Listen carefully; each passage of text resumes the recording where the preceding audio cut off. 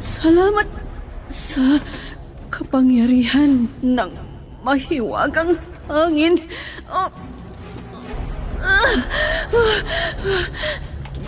Nandito na ako sa kuweba. Aray ko! Manganganak na ako!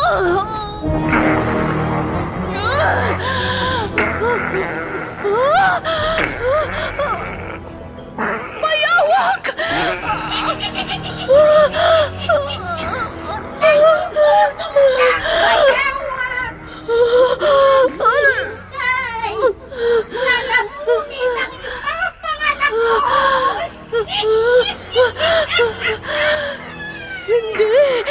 Hindi ko ipahihintulot. Bathala ng hangin! Iligtas mo ang lahi mo!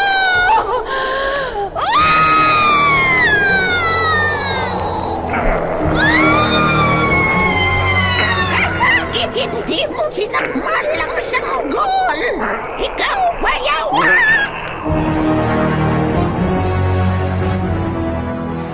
Immortal. Kasaysayan ng isang dayuhan na hindi mapagtanto ang pinanggalingan. Punong-puno ng pakipagsapalaran ang kanyang buhay mortal sa likuran nang hindi niya alam ang kanyang pagkakakilanlan. Ano ang kanyang pakay sa mundo ng tao? Immortal! Naiibang nobela na inyong mapapakinggan sa oras na ito mula Lunes hanggang Sabado. Nobela at sa panulat ni Leti Astudillo Aquino at sa direksyon ni Lubimin Aquino Sr. Mula sa Lovelet Artist and Talent Center Drama Productions, handog sa inyo ng #1 and most trusted radio network in the country, Bombo Radio Philippines.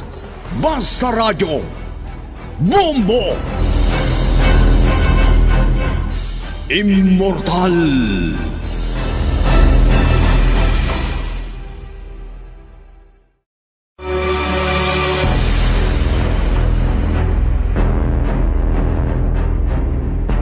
Ang nakaraan. Kinausap ni Riani si Artemis tungkol sa pagpupunta ni Amar sa bahay niya.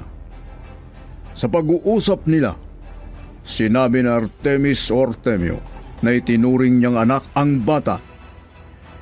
Inumpisahan naman ni Negra Diabla na hanapin ang sasakyang pangkalawakan at pumunta sa lugar na nakita niyang pinaglantingan ng naturang sasakyan. Nakarating sa syudad sa katauhang isang matandang babae. Sa sandaling iyon, sunduin sana ni Ador si Gadon pero muntik na niyang nabundol si Negra Diabla. Minura ni Ador ang matanda noong hindi tatabi ito. Nagalit si Negra Diabla at nagpalabas ng maraming ahas. Isang babaeng tumatakbo na hinahabol ang ahas ang tinulungan ni Artemis at Engineer Marlon. At ngayon, narito ang karugtong ng nobelang pinamagatang Immortal! Ano? Kung ganun, walang pagkakaiba sa nangyari sa lugar nyo sa lugar ni Nariani. Ang may-ari ng bahay ng katabi ng bahay ni Sir Artemio. Yan ang kapitbahay natin. Ha? Taga saan bang sinasabi niyo, sir? Taga Bisaya. Ha? Nako, baka parehas ang lugar namin po, sir. Malalaman mo, tatawagan ko siya mamaya para makilala mo. Maraming nawalang pamilya. Maswerte na lang kami. Kasi umalis kami doon para magtrabaho sa ibang lugar. Kaya hindi kami nasali sa mga di nakaligtas sa unos na yun.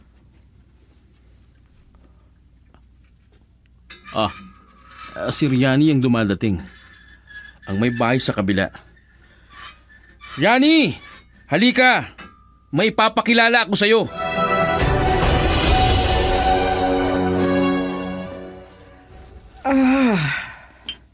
Anak ng Diablo na halos kapangalan ka. Mabuti na lang.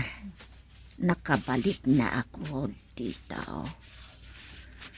Ang daming taong sumugod sa mga ahas at may grabing nasaktan. At baka may namatay sa mga ahas ka. Nakakaawa ang alagad ko na muntik madisgrasya at hirap na pumunta sa pinagtataguan ko. Baka nakarating na si Buhaya Komando sa sukal. O maraming damo na pinagbahayan niya. Naidating niya kaya ang nasugatang ahas? Ang mabuti pa'y puntahan ko. Titingnan ko. Kailangan ko ring malaman kung sino ang gumawa sa kanila ng ganon. Kung ganon, magkababayan tayo. Oo, maalala ko na naman sina tatay at nanay. Oo, hindi natin makalimutan ang unos o trahedya na yun. Wala nang mga mahal natin sa buhay. Di natin nakita. Kahit bangkay lang sana nila. Oo nga eh. Di ko naman lang sila nakita. Kahit ang kinahantungan ng lugar natin. Ayaw ko kasing payagan ng mga amo ko. Gusto ko rin sana noon hanapin sila pero delikado raw. Lalo kina inay at itay. Kawawa naman sila. Malupit kasi ang mga naging amo ko. Kawawa ka naman, Dalia. Totoo yan. Lalo na't pinalis ako dahil napagbintangan pa akong nagnakaw. Pero alam ng Diyos, hindi ko ginawa yon.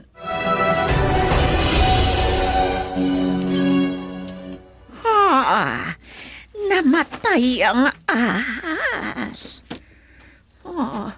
Ay, sinong tao ang pumatay sa kanya? Buhaya Komando.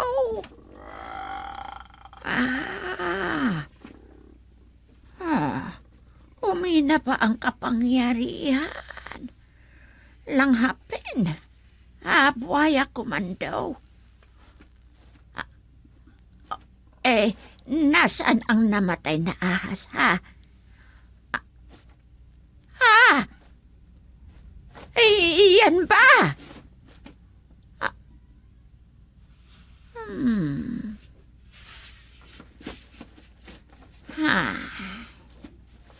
Hindi basta-basta ang armas na nakapatay sa ahas ko. At hindi rin basta-bastang tao ang gumawa nito. Talagang galit na galit ako sa mga taong gumawa nito. Talagang magiging kaaway ka ang mga pumatay at nanakit sa mga ahas ko.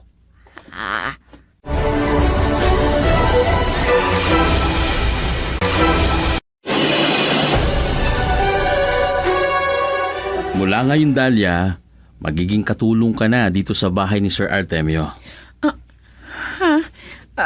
Totoo, Engineer? Totoo. Kailangan namin ng kasama sa bahay. Walang ibang kasama dito sa bahay. Ako lang. Ang laki nitong bahay niya. Tama ka dyan. All around ang trabaho mo dito. Alam kong mahirapan ka, pero huwag kang mag-alala, baka sakaling maisipan si Artemio ang kumuha ng kasama mo. Kahit hindi na siya kumuha, sanay na ako sa anumang trabaho. Marami akong karanasan sa iba't ibang amo, kaya walang problema. Wala kang dapat alalahanin dahil mabuting tao si Sir Artemio. Maswerte talaga ako kasi kayo ang kumupkup at tumulong sa akin. Kaya malaking pasalamat ko sa inyo. Si Sir Artemio ang mga pasalamatan mo kasi siya ang nagbigay at siya ang amo natin.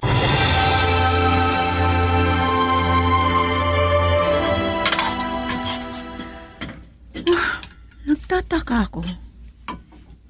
Sabi ni Engineer Marlon na 2 lang sila ni Sir Artemio na nakatira dito. Pero, lagi namang, parang iisa lang ang tao ang kumain kasi parang ang isa lang na plato ang hinuhugasan ko. At ang daming napapanis na pagkain. Kaya, kinakain ko na lang. Pero, di ko kayang ubusin. Naku, tataba ako nito. Ha? Si Sir Artemio? Magandang oras po sa inyo. Magandang oras naman sa iyo. Ano pala ang pangalan mo? Dalia, sir. Dalia Salalay po. Masipag ka. At nakita kong halos hindi ka na tumigil sa pagtatrabaho. Ganito ako kung magtrabaho, sir. At nakita ko yung binigay ni Riani sa iyo. Ano yan?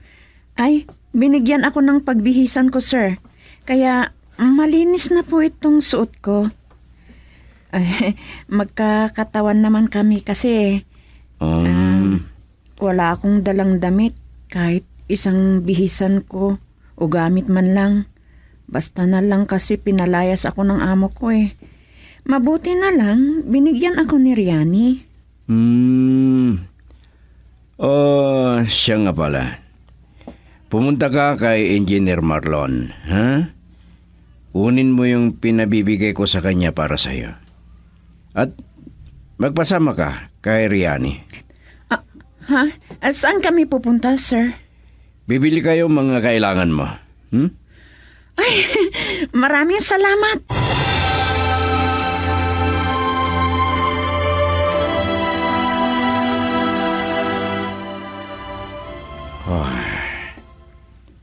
Malapit na. Kailangang may handa ang lahat na kailangan para sa pagkatupad ng propesya. Pero kailangan makabalik ako sa pinanggalingan ko. Kahit saglit lang. Kailangan ang presensya ko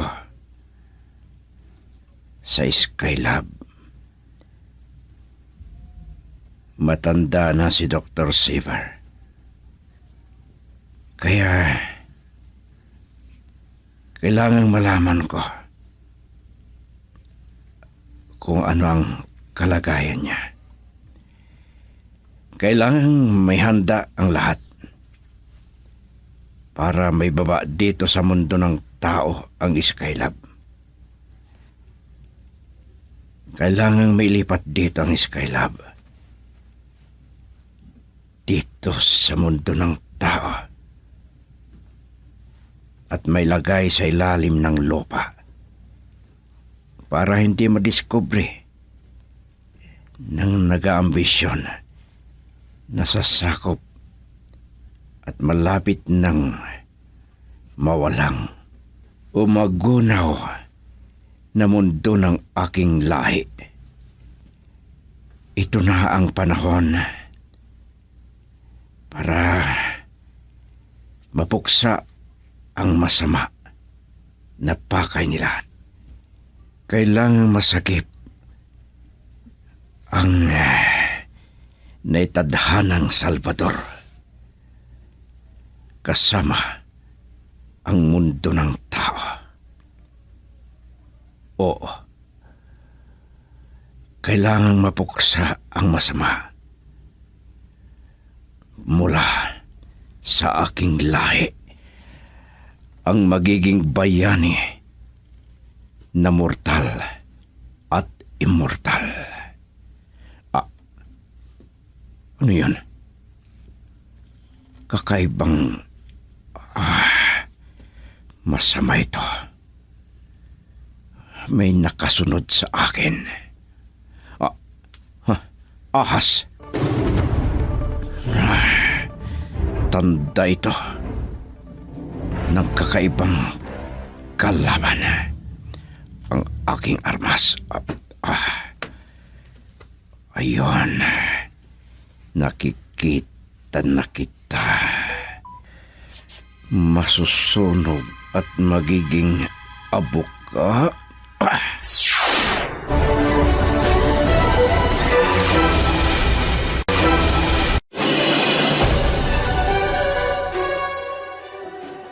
Nagulat ako kagabi nung tinawagan mo ako, Riani. Maghating gabi na yata yun. Pero, bakit nasa rooftop ka pa ng bahay mo? Nakasanayan ko nang magpalipas ng oras dito sa rooftop kung hindi ako makatulog agad. Ganun ba? Ano kasing ginagawa mo gabi na? Ano yung sabi mo na kumikislap? Nagwe-welding ka ba? Hindi. Yung ginagawa kong baras. Pag-exercisean. Baras? Oo. Yung gaya nung inakyat ni Amar sa City Park? Oo. May pag-exercisean na kami ni Engineer Marlon. Di may aakyatin na rin si Amar at tatalunan pagpunta niya dyan sa bahay mo. Oo. Kasama si Amar. Kailangan kumplito ang exercise niya sa paglaki niya para malakas ang kanyang resistansya. At mas malakas na tao. Ano? Oo. Kung malakas ang resistansya ng katawan ng tao, malayo sa sakit.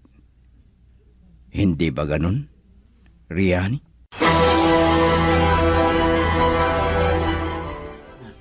Engineer Marlon? May papagawa po ba kayo, sir? Tatawag ka nga ng 2 tao mo. Sabihin mo na pupunta sila rito. May papagawa ako. Opo, sir.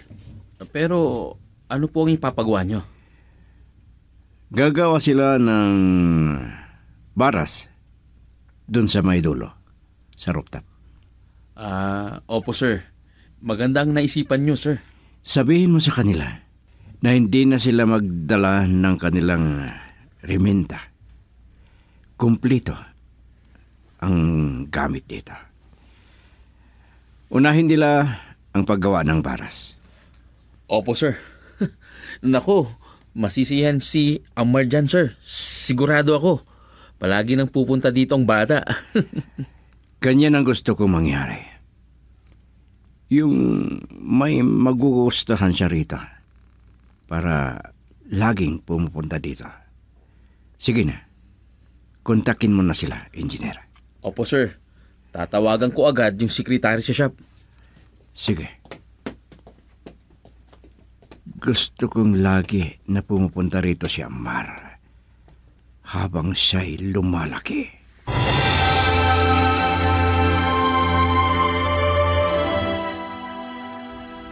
Mama, nasaan si Ador? Baka di pa lumabas sa kanyang kwarto. Ninalagnat kasi. Ano? Di ko nga alam Parang bata na naiwan ng kanyang kaluluwa. Ano? Nakakatawa naman kayo.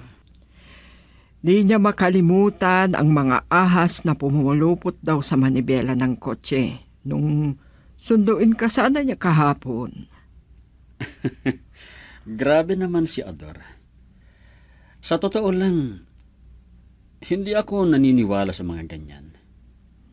Magugulat at maiwan ang kaluluwa. Pero sobrang takot at nervyos niya nung dumating dito.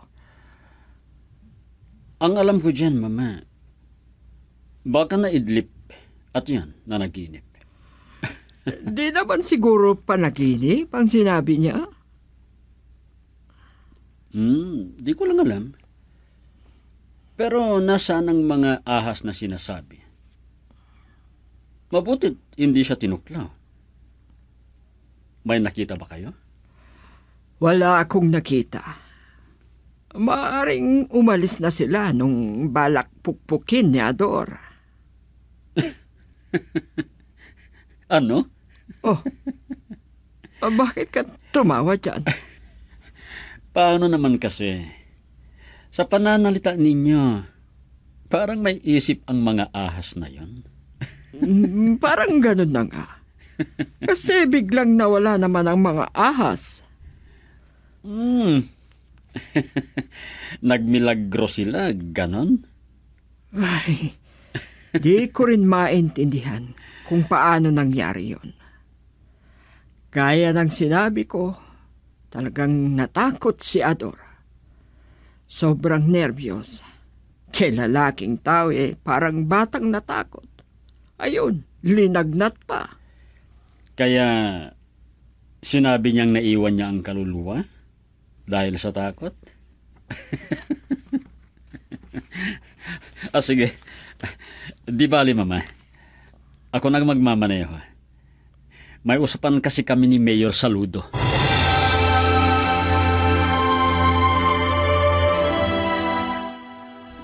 Napakaswerte ko pa rin.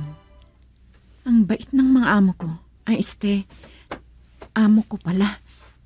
Kasi, parang hindi ko naman amo si Engineer Marlon. Pero hindi ko maintindihan kung ano ang trabaho at tungkulin niya rito. Parang hindi naman sila magkamag-anak ni Sir Artemio. At saka ang laki ng bahay nila. Pero, parang dito lang sa ikalawang palapag ang kinaroroonan ng trabaho ko. Hindi nakasali ang ibang parte o bahagi ng bahay. Ay, ang luwag itong kwarto na ibinigay sa akin. Dalawang kwarto ang nandito. Pero, wala namang nakatira sa kabilang kwarto. At ang luwag ng salas. Ganon din ang lamesa ng kainan. Pero si Engineer Marlon lang ang kumakain. At hindi sila magkasabay na kumain ni Sir Artemio. Naguguluhan talaga ako. Ay, at siya na daw bahala sa sarili niya. Bakit niya nasabi yun? Ay, iba na yata ang kinakain o pagkain ni Sir Artemio.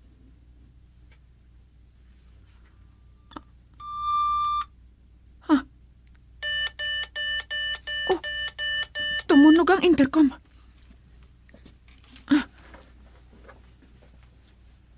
Ha? Dahlia, Sir? naihanda mo na ba ang merienda ng mga nagtatrabaho sa rooftop? I-serve mo mamayang alas 10. Opo, sir. Ano ang ihahanda kong merienda nila, sir? Hindi lahat ng gagawin mo ay itatanong mo. Alam mo naman na siguro kung ano ang ihahanda mong merienda, di ba? Opo, sir. At maghanda ka na rin ng pananghalian nila. Ilang tao ba ang ipaghahanda ko, sir? 3, pang-4 na ako. Opo, sir. Paghanda na yung pananghalian, ihatid mo sa kanila ang mga bandang 12:00. Opo, sir. Ano pa ang ibang maihahanda, sir? Yung merienda nila, 3:00. Yun lang. Kung ganun, ihinto ko muna itong ginagawa ko dito sa kwarto ko. Mabuti pa. Ihanda ko yung pinapagawa at order ni Engineer Marlon.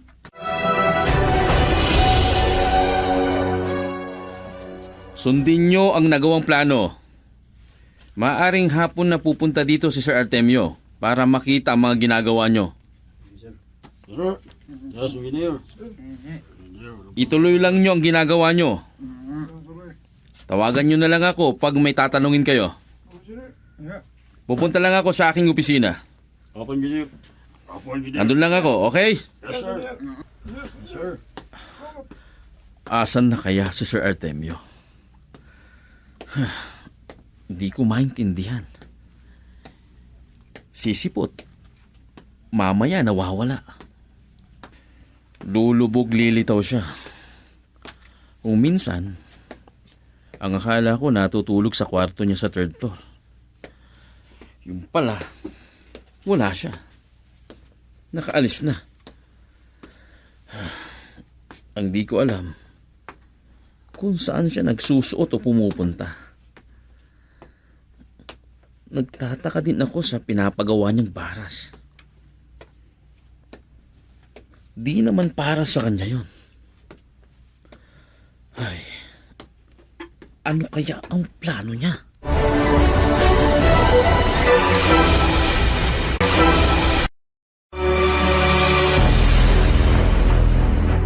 Ano pa ang mga susunod na mangyayari sa bagong nobela na aming pinamagatang Immortal? Nobela at sa panulat ni Leti Astudillo Aquino at sa direksyon ni Luvimin Aquino Sr. Mula sa Lovelet Artist and Talent Center Drama Productions, inihandog sa inyo ng #1 and most trusted radio network in the country, Bombo Radio Philippines. Basta Radio Bombo!